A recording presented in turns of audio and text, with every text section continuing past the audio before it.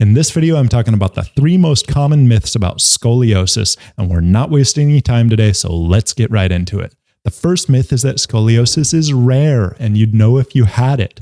But the reality is that the prevalence numbers for scoliosis are highly skewed because they're mainly just talking about structural scoliosis. This is the kind that adolescents and young teens get diagnosed with by an X-ray showing a vertebral rotation. But that's only about 2 to 3% of the population. And what's rarely talked about is functional scoliosis. Similar to structural scoliosis, this is a lateral curvature of the spine, usually a C curve or an S curve, but the difference is that it's reversible because it doesn't include structural changes like a vertebral rotation.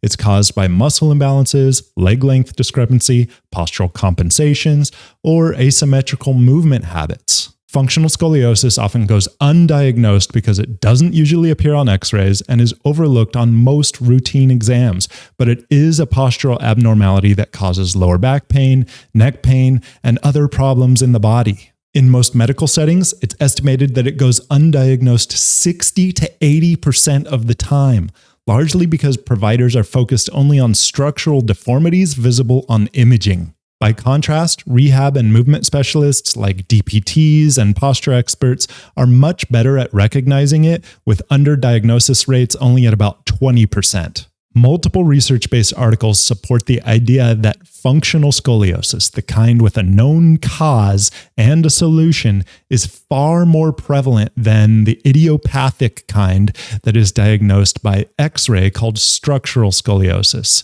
Articles in the European Spine Journal, Manual Therapy, and Stuart McGill's Low Back Disorders discuss how functional scoliosis is actually common in people with chronic pain and poor posture, and especially in people with chronic lower back pain, and can be correlated with the cause of these conditions, meaning correcting these lateral curvatures could actually help you get out of pain.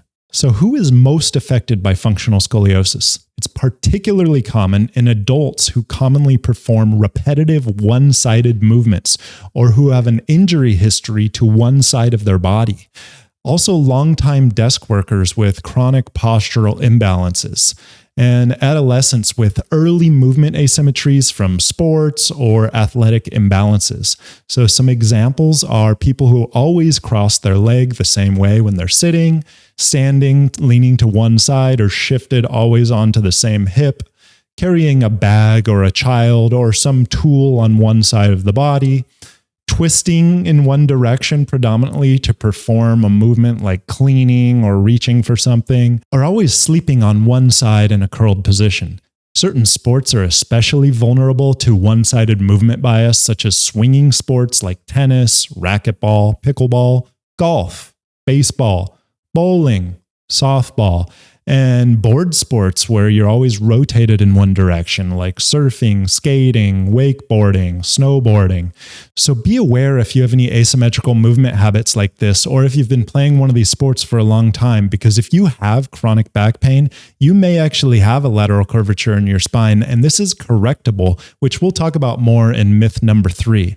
But for now, the message is that functional scoliosis is a lot more common than people think. It often goes undiagnosed, and it does affect your movement, your comfort, and your spine health. So if you've had back pain or poor posture or a visible asymmetry, your spine may be involved, even if no one's called it scoliosis. Myth number 2, bad posture is the reason you have scoliosis. Now, this is one of the most misunderstood things about scoliosis, and it's not 100% a myth. So let's clear this up once and for all.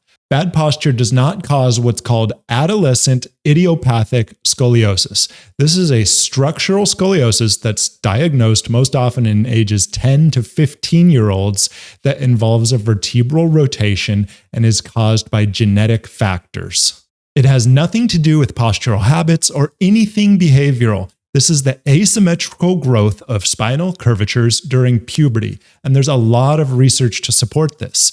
There's even research showing that there's neurological factors, including vestibular imbalance and altered proprioception. Certain people have a genetic predisposition to this through the LBX1 gene and its variants, and either you have that or you don't.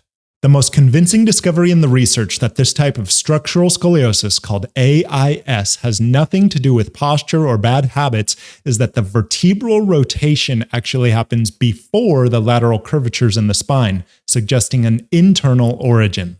But, and this is a big but, posture does influence the spine in other ways.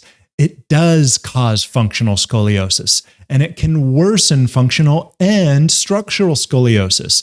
Posture matters, and that's why we all need to pay attention to how we carry our bodies, whether we're consistently leaning or slouching to one side or shifting our weight one direction when we're standing, because these type of habitual patterns are what cause and contribute to functional scoliosis, which, as mentioned in myth number 1, is much more common than gets diagnosed. If you're always favoring one hip, you're introducing a chronic imbalance in how forces are distributed through your spine, and over time, this can lead to adaptive changes to the curvatures of your spine. And yes, this can become very hard to reverse, but it is possible. And if it goes on for long enough, say decades, I believe this actually can become a structural scoliosis, not in the sense that it's AIS, but because there are adaptive changes to the ligaments and the bones in your body. They can actually change shape just in the way that we grow bony formations or bone spurs around our body to compensate for problems. All this is to say that by identifying and correcting these postural habits through movement re-education, muscular balancing exercises, and core training,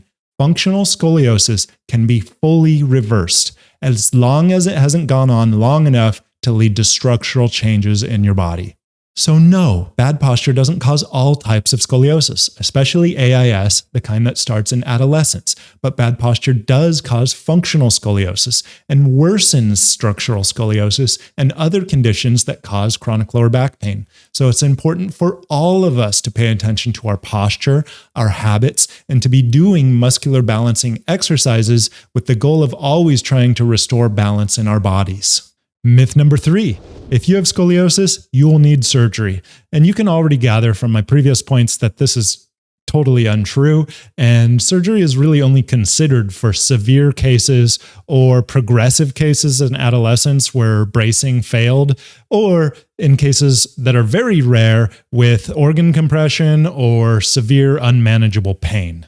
The reality is that most scoliosis cases are mild to moderate and respond well to conservative care, especially when treatment begins early. One of the most effective treatments is called the Schroth method. This is a research-supported physical therapy method that includes 3D breathing techniques to expand collapsed parts of the rib cage. They also do curve-specific postural exercises to lengthen the spine and reduce the asymmetry, as well as neuromuscular techniques to restore balance and motor control.